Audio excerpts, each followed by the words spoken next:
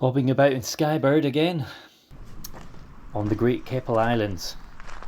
After the storm, we've gone ashore, climbed up from the north side to get a view looking north and enjoy seeing some of the outlying islands of this what is a marine park.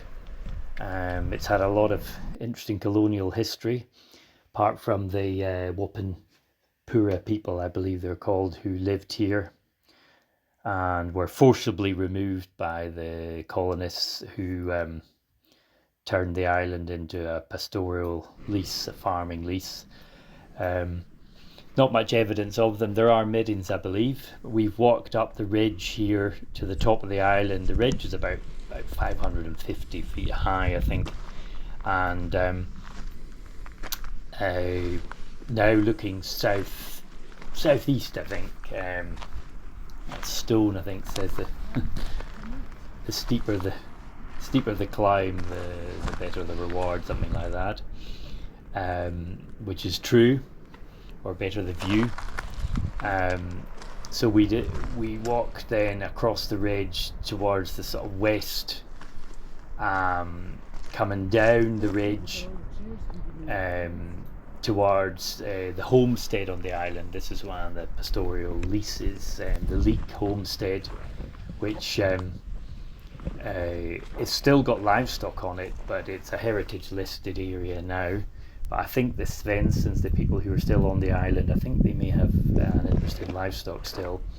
But interesting old building, very basic wooden house, flat wooden house. And I believe a family after the leaks lived here and tried to make a go of it as well.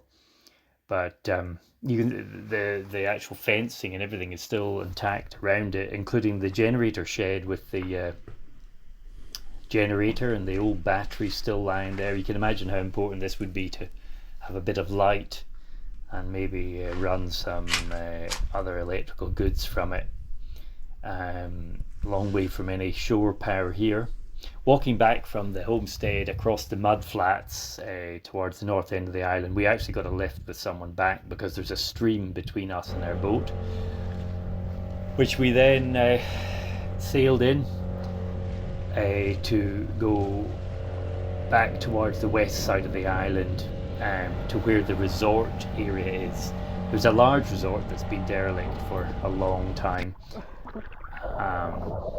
but mainly we were getting ready on Skybird for heading back to the mainland, so doing some preparation and maintenance on the old boat. She's nearly 50 years old, so she's doing pretty well, the old Skybird. Her GRP hull had a bit of growth on it.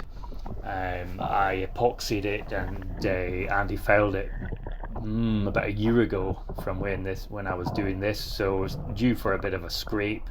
It had a scrape before down at the Gold Coast, but yeah, a bit of growth, and doesn't take much to slow us down, our little 25-foot hull. So had a bit of a scrape and just enjoyed the beautiful anchorage. I think this is called Monkey Beach. It's the one on the south corner on the west side.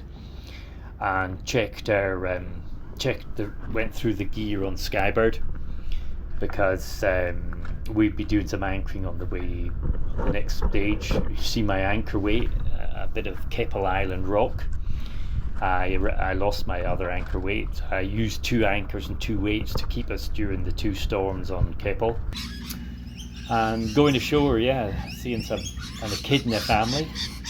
Incredible little creatures, the echidnas, and some of the amazing bird life as well.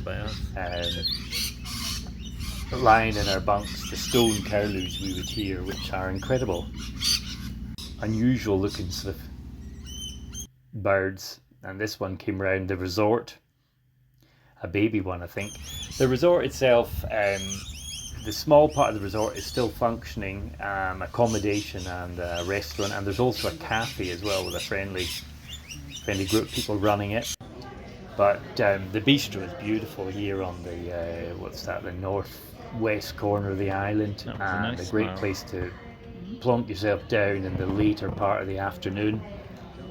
to enjoy the sunsets,